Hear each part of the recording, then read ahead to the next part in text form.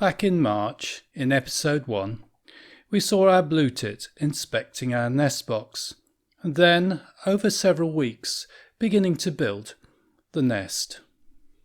In episode 2, there was an invasion by a sparrow, and our blue tit nearly abandoned the nest.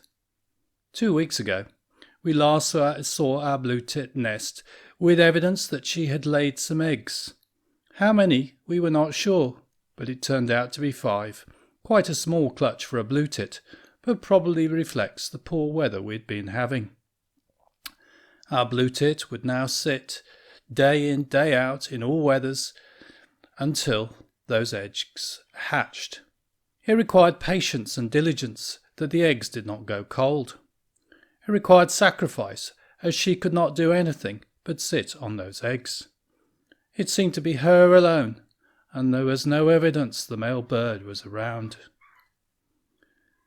Eventually, though, some 15 days later, on Thursday last week, this is what we saw. The eggs had now hatched, and the bird was having to go out and get the newly hatched chicks some food.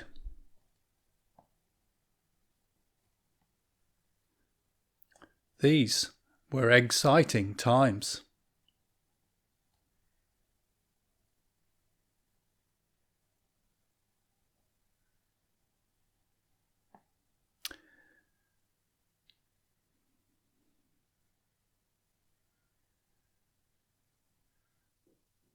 But where was the male bird?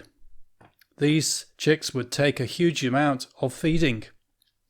The parents would need to supply up to 100 caterpillars per bird per day until they were fully fledged in 18 to 21 days' time. But then we saw something that we had been waiting for. Yes, she was not alone. There was also the male. And the male and the female would now be working hard. It would be worth it for those chicks that would be born. Maybe we got started on that project we talked about on Easter Day. But have you continued? Are you showing the patience and diligence seen in our blue tit, and maybe some of the sacrifice to achieve what you set out to do?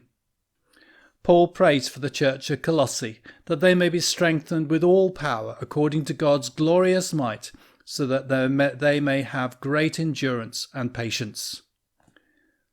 We pray that each of us would have that.